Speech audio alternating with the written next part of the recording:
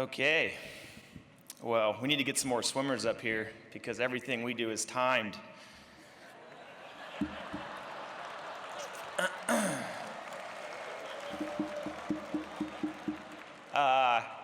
No, I had a better joke than that I was going to tell, and I tried it out on the media, crickets.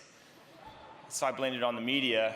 And then I had a really good joke on a flip phone, about a flip phone when I was in college. And then we were backstage, and VY pulls out his flip phone. And I'm like, I can't use that. He's like, it's perfect, man. 3 texts, hi, bye, how are you?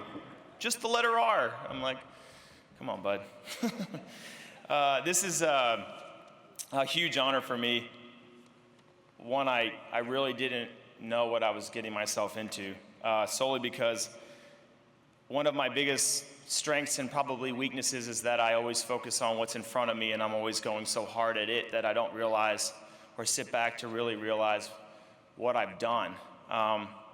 And a lot of times my wife just says it's because I don't listen, but you know, I think it's mainly focus. So I think it's hard for me to stand up here because I feel like it was yesterday that I was there. I mean, all of my pictures are color, so I was like, man, all right, cool. But honestly, though, it feels like yesterday that I was walking up 21st Street, my legs burning from a morning kick workout, talking to my girlfriend on my cell phone. My girlfriend that is now my wife and the mother of my 2 kids. So if there was one thing that I took away from 40 Acres that absolutely changed my life forever is my wife. And I know there's a lot of football fans in here, so I'll give you this analogy. I 100% outkicked my coverage when I married her.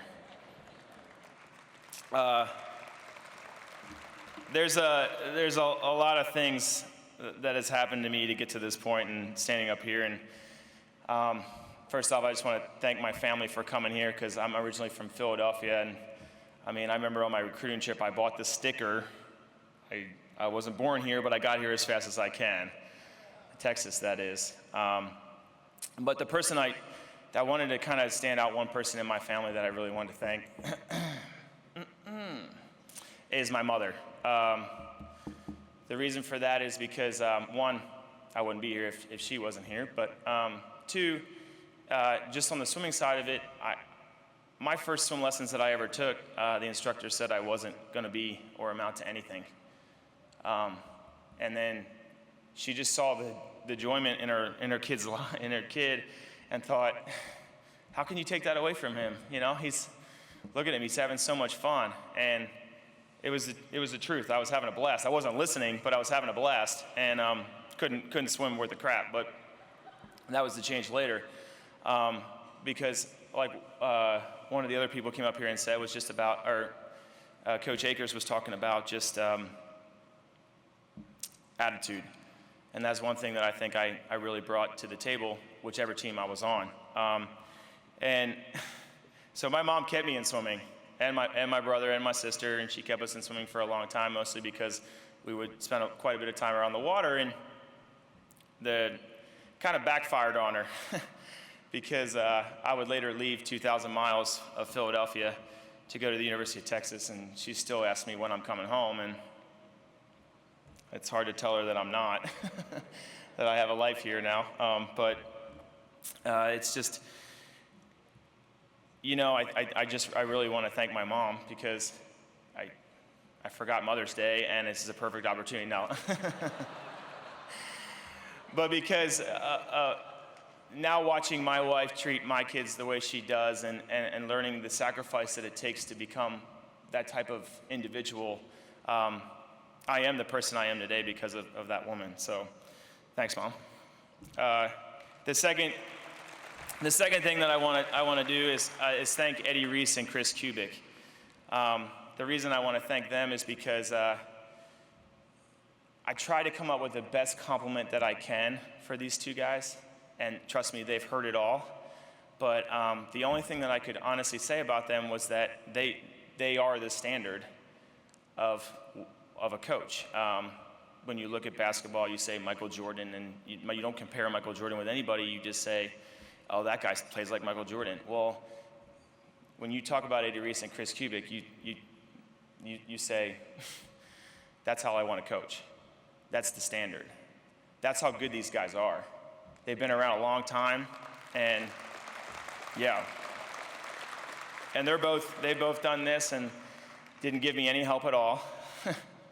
But I do want to say that, you guys and that, like the video said about me coaching now, the greatest compliment you could probably give me is say, hey, you coach like Eddie Reese or Chris Kubik, because that would be an absolute honor just as much as this is.